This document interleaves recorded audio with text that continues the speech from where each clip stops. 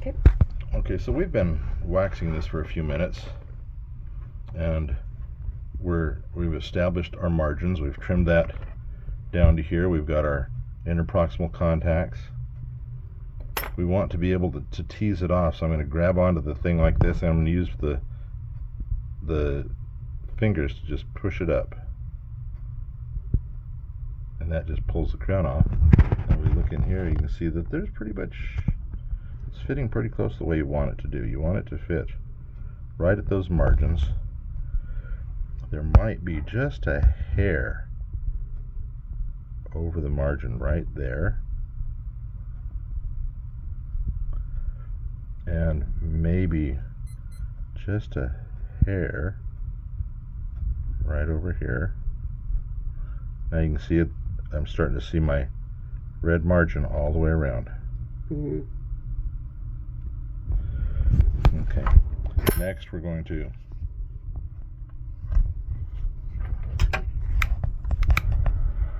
warm the wax just a little bit.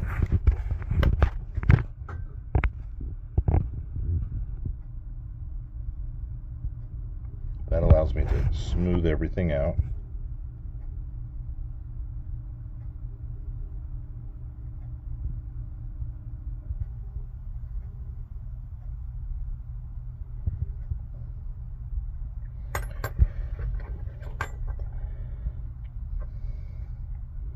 We'll come one more time, just make sure our margins are nice and clean, that we didn't mess anything up along there doing that.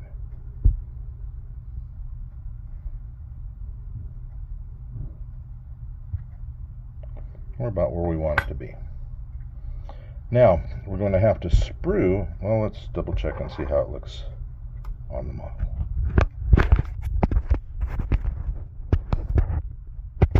There's a little bit right there that's chipped off, but we're going to end up adding porcelain in that area anyways.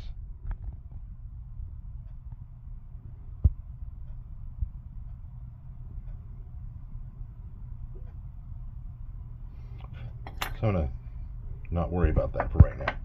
Next thing we're going to do, I've taken a piece of a sprue, and I've gotten it warm and softened it, and I'm going to add just a tiny little handle.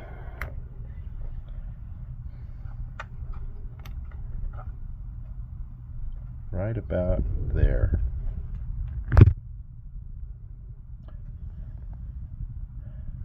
I'm going to cut the rest of it off just like that. So when I'm working on the porcelain, later on adding the porcelain, I have a little handle that I could grab onto. And more. Is that big enough to hold? Oh yeah, I can just grab it with a little handle? hemostat. Oh, okay. Okay, so that'll be real easy. Then I need to add the sprue, so we're going to warm that. Put just a tap like that, and then we'll just touch it.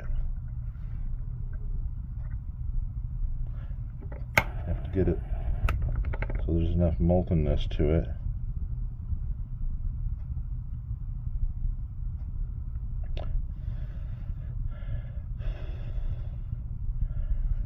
That way I can sprue it okay.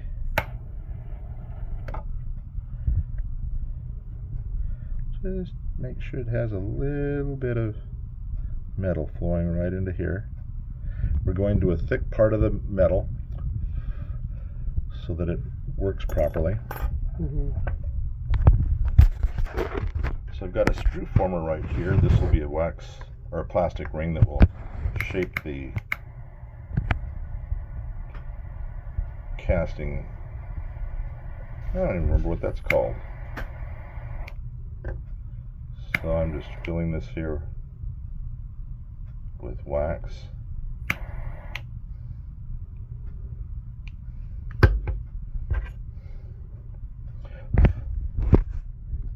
the extra, put it right down into here.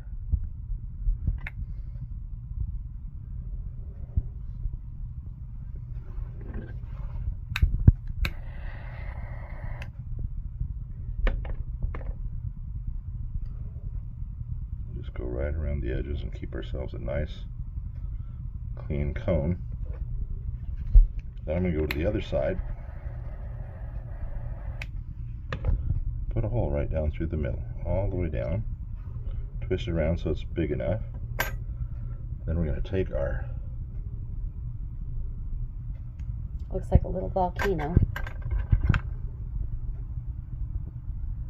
Take our pin and knock it out. Take the wax up off of the die.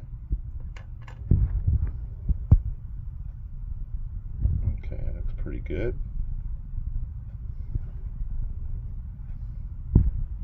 I'm going to put it back into that hole right there.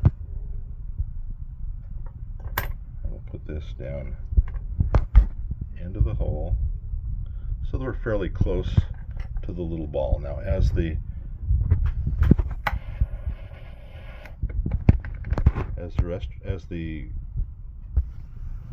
restoration is cast, the hot metal will go into this